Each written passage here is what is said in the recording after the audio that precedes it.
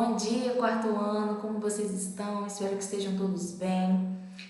Nas últimas aulas, nós estudamos um pouco sobre o relevo, as formas de relevo.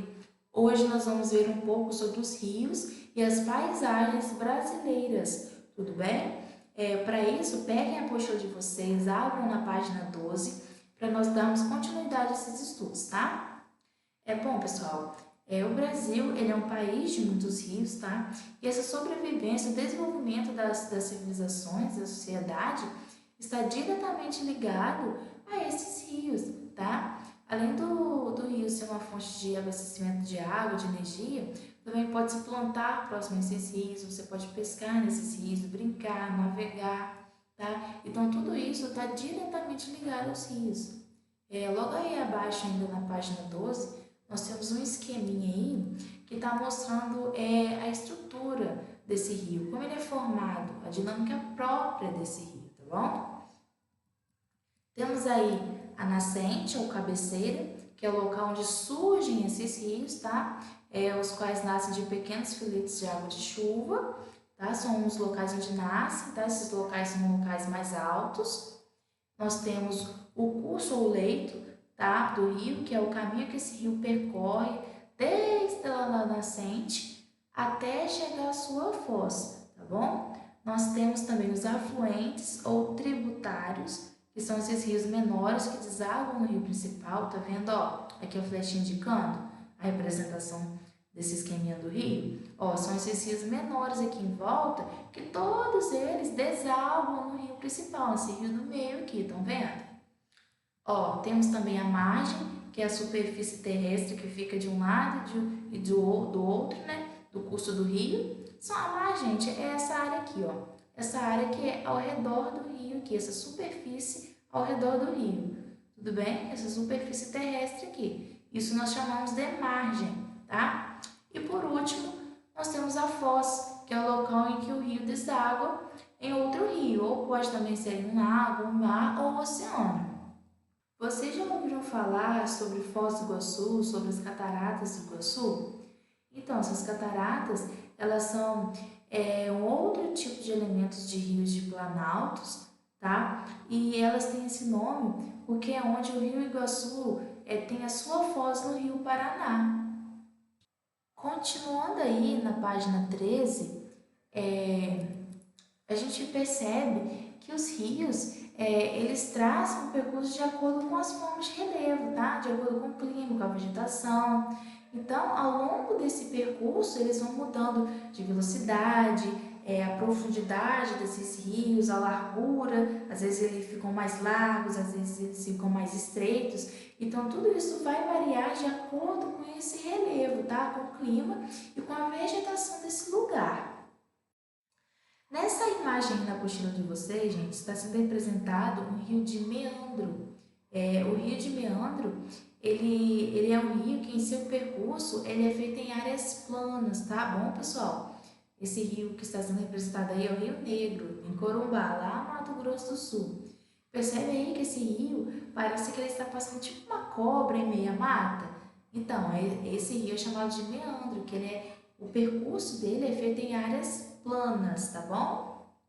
Ainda na página 13, na seção Vamos Brincar, tem uma cruzadinha para vocês completarem de acordo com os elementos de um rio. Para isso, vocês vão ler aqui, tá, a explicação desse elemento, lugar onde o rio nasce. Questão A, né, aqui. Vocês vão vir aqui na questão A, na cruzadinha, e vão responder qual é o lugar onde o rio nasce, de acordo com aquilo que a gente viu, que a gente estudou, que a gente viu na apostila. Vocês vão responder aqui. Lembre-se que tem alguns nomes que têm o mesmo significado, porém nomes diferentes, tipo afluentes e tributários, tá? Então, vocês vão colocar o nome que encaixe na cruzadinha, tá bom? Virando aí na página 14, nós vamos ver um pouco sobre o aproveitamento desses rios, tá? Nós vamos ver que os rios, né, que servem para navegação, como transporte, como meio de transporte, né, são esses rios de planície, tá bom? Que são esses rios que têm um curso mais lento, tá? Que são formados por meandros, lembra? Meandros que têm o seu percurso feito em áreas planas. Então, esses são os rios mais favoráveis para a navegação, para ser utilizado como transporte, tá bom, pessoal? Aí temos o exemplo do Rio Paraguai, em Cáceres, no Mato Grosso, e temos também o Rio Amazonas, em Belém, que são exemplos desses rios de planície, tá?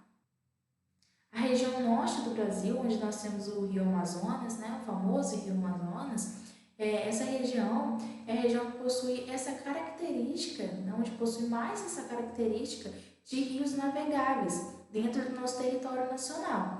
E por outro lado, nós temos também os rios de planalto, que são as cachoeiras, as cascatas, né, que possuem esses elementos, cachoeiras, cascatas.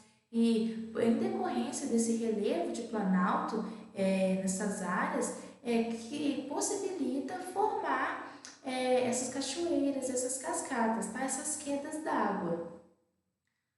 Um exemplo que eu dei a vocês foi de Foz do Iguaçu, tá? Da cidade de Foz do Iguaçu. Para ter essas cascatas lá, né, precisa ter um relevo de planalto para formar essas quedas d'água. Como eu já falei para vocês, o Brasil ele é um país de muitos rios devido a esse relevo de planalto, tá bom? Lembram lá no nosso mapinha que a gente viu nas últimas aulas que no Brasil existem mais áreas de planalto do que de planície? Lembra que tinha mais a partezinha marrom no mapa, tá? Que significava que o nosso país existem mais relevos de planalto, tá? Então, em decorrência desses planaltos, formam-se esses rios, tá? E os rios de planalto, eles são utilizados para a instalação de usinas hidrelétricas, tá? Que ela é gerada através da força da água, que é transformada em energia elétrica. Aí ainda nessa página 14, nós temos aí a usina hidrelétrica de Itaipu, tá? Que ela foi construída no Rio Paraná, que é o principal rio do estado do Paraná. Ela tem o maior aproveitamento hidrelétrico do nosso país, tá, pessoal? Observem aí a imagem. Virando aí na página 15, nós vamos falar um pouco sobre os rios perenes e temporários, tá? Os rios perenes são aqueles rios que nós temos em maioria no nosso Brasil, tá? No nosso país. Esses rios perenes são aqueles que possuem um leito constante, ou seja, o ano inteiro vai ter água ali naquele rio, tá? Já os rios temporários, como o próprio nome já diz, ele é temporário, tá? Ele vai passar por períodos de seca, de estiagem. E com isso acaba prejudicando a comunidade ao redor desse rio, tá? Que necessita desse rio. Eles acabam tendo que procurar outras formas de conseguir essa água, tá bom? Para quem saiba mais, nós temos o Velho Chico, que é um recurso hídrico muito importante para os habitantes do Nordeste, do nosso Brasil, e ele serve como meio de transporte, fonte de energia elétrica e irrigação. Estão observando aqui na imagem as plantações ao redor desse rio? Então, ó, a água utilizada para irrigar essas plantações é proveniente do Rio São Francisco, tá bom? Na página 15, aí embaixo, na seção Vamos Brincar, vocês vão decifrar essa carta enigmática e descobrir uma importante informação sobre os rios brasileiros, tá? Eu vou dar um exemplo aqui da primeira imagem aqui para vocês, tá? Do primeiro desenho, para vocês terminarem. Por exemplo, essa carinha aqui está representando a risada, tá bom? Então, ó, você vai pegar risada, mas está falando aqui, ó, menos usada. Então, risada menos usada vai ficar o ri, tá? Então, aqui formou os rios, tá? E assim vocês vão fazer sucessivamente com os outros desenhos até formar a mensagem, né, a informação que está presente aí nesse enigma. Virando aí na página 16, na seção lápis na mão, tem mais algumas atividades aí para vocês fazerem, tá? Atividade 1 e atividade 2. Atividade 1, vocês vão ler a tirinha e responder as perguntas abaixo. Primeiro está pedido aí para vocês pintarem com lápis de cor amarelo as utilidades das águas do rio para a comunidade do indígena Guaraci, mencionadas na tirinha. Então, vocês vão ler a tirinha, vão ver para que eles utilizam essa água do rio e vão pintar de amarelo, tá bom? A B, cite 3 formas de aproveitamento dos rios no lugar onde você mora. É onde você mora, tá, aluno? Não é na tirinha, tá? Vocês vão ver aí na cidade onde vocês moram 3 formas de aproveitamento da água dos rios aí, tá? Na 2, complete as frases com as palavras do quadro. Então, vocês vão ler aqui a explicação, né, das frases e vão ver qual que é a palavra que se encaixa corretamente aqui na explicação da frase, tá bom?